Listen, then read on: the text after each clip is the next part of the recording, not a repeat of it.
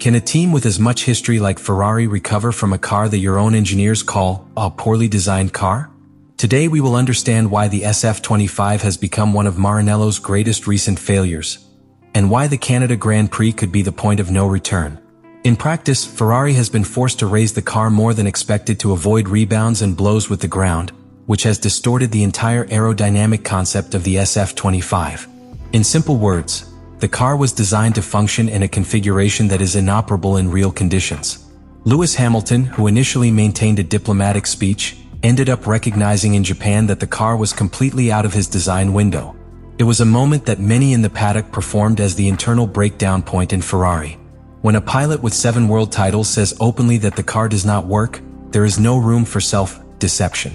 The second big problem that has pursued SF25 is the lack of stability of the rear train. This is devastating for the pilot's confidence. If you cannot predict how the car will behave when leaving a curve or when braking, you cannot attack. You cannot squeeze the engine, the tire, or your talent.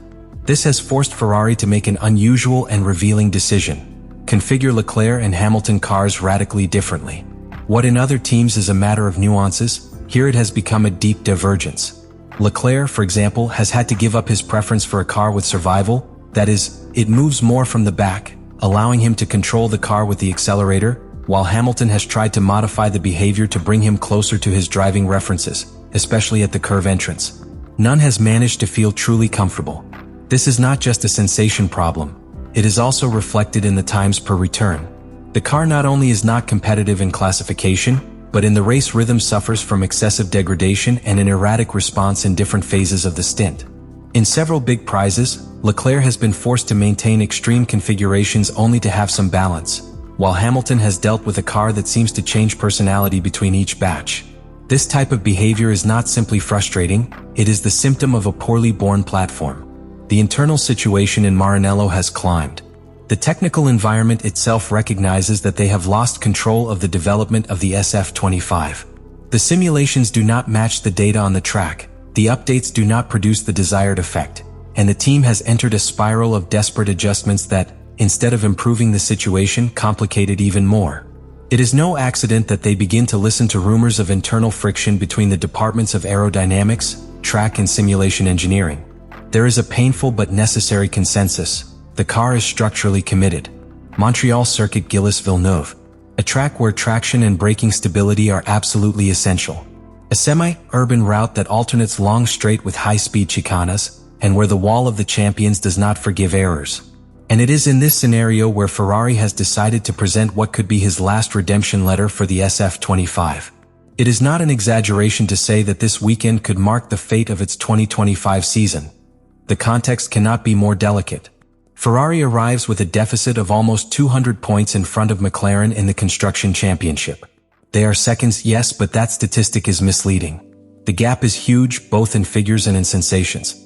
While McLaren evolves as a Swiss watch, each improvement aligned with his aerodynamic philosophy, Ferrari has entered an internal war between concepts, departments and pilots. And that's why Canada has become more than a career. It is an open-sky laboratory, a massive test under race. The improvements that will be introduced are not simple aerodynamic touch-ups. We talk about a structural review of the car. The first key component is a new flat background. The objective is clear: to improve the air seal under the car and thus restore part of the lost soil effect. Until now, Ferrari has had to operate with a larger filming height than designed, which has compromised the performance of Venturi tunnels. With this new soil specification, the equipment hopes to reduce that height without causing rebounds or loss of stability, which would allow them to recover the aerodynamic load that makes them so much. But there is an even more radical improvement: the rear suspension. Ferrari has decided to completely redesign the pull rod system, which has not delivered the rigidity or progressivity that this car needs to be competitive. This change is not trivial. Modifying suspension geometry involves reconfiguring all the dynamic behavior of the car, from how it transfers weight into braking, to how it behaves in rapid curves with lateral load transfer. The hope is that this new suspension provides a more stable, more predictable rear axle that returns to the pilots, especially to Hamilton, the necessary confidence to attack without fear. The magnitude of these modifications speaks of the level of despair. Under normal conditions, no team would introduce a new suspension mid-season without weeks of prior validation in simulator and internal tests. But Ferrari knows that he has run out of time. They have advanced this package that was originally planned for Austria, sacrificing the development of other areas of the car. It is a bet all or nothing. In addition, Canada is a circuit that, by its profile, will be an excellent thermometer to assess whether these improvements work. The route hardly punishes any inconsistency in the rear train. The braking areas such as Curve 10, known as La Ford, or the final chicana before the champion's wall, are places where a poorly balanced car can lose half a second by return. If Ferrari's new package manages to improve stability in these sectors, it will be a sign that they have taken a real step forward. If not, the message will be devastating. Beyond the technical aspects, there is the strategic impact. What Ferrari learns here will define whether to invest resources in the SF25 or if it redirects efforts to the 2026 car. In a year where the new technical regulation is already starting to be outlined, every hour of wind tunnel and CFD counts. A failure in Canada would not only be an emotional and media setback, it would also be an argument to definitely close the SF25 chapter and look at the future. But there is something more subtle and deep at stake, the moral of the team. Ferrari not only competes against the chronos, he also does it against his own narrative. If in Canada they fail to take a step forward, internal tensions will be intensified, technical restructuring rumors, and pressure on key figures such as Frédéric Vasseur will increase. No one in Maranello wants to repeat the toxic cycle of previous years where concept errors became institutional crises. At this point of the season, with just some disputed races, Ferrari is no longer fighting for results. He is fighting to avoid another structural collapse. The recent history of the team is marked by a constant: great hopes followed by disappointments that derive in internal restructuring, loss of talent, and technical stagnation. The SF25 represents, more than a Formula One car, a symbol of that internal battle to define what type of equipment wants to be Ferrari in the immediate future. And that uncertainty is manifested in each layer of the organization. The engineers are discussed between continuing to develop a car that clearly was born badly or redirect all the resources to the 2026 car, when the technical regulation will change and there will be a real opportunity to start from scratch. But that decision is not easy. Leaving the SF25 too soon could mean the season to McLaren and Mercedes, publicly accepting the failure. But insisting on trying to correct what perhaps does not have a solution consumes time, energy, and resources that could make a difference in the next great F1 revolution. This dilemma is aggravated by another factor: the presence of Lewis Hamilton. His arrival to Ferrari was a declaration of intentions, an attempt to transform the culture of the team from within. His experience, discipline, and technical capacity were designed as the perfect complement to consolidate Ferrari as a strategic power. But if the car does not respond, even the figure of a 7-time world champion begins to lose impact. Hamilton pressure is huge, not only because of the weight of his signing, but because he himself has recognized that this project is not immediate, but he needs at least signs of progress. And so far, those signs have been scarce.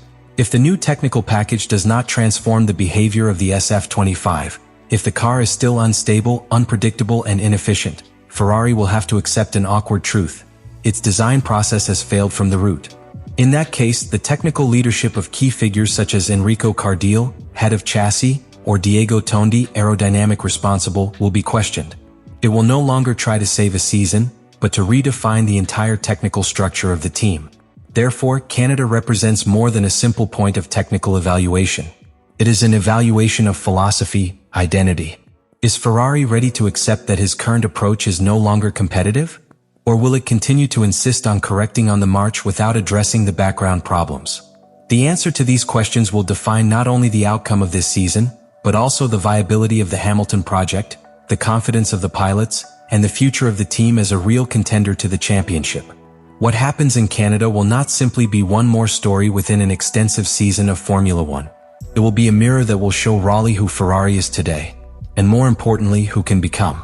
The SF25 has been a distorted mirror so far, a reflection of everything that can go wrong when a team with such history loses the balance between ambition and execution, between concept and reality.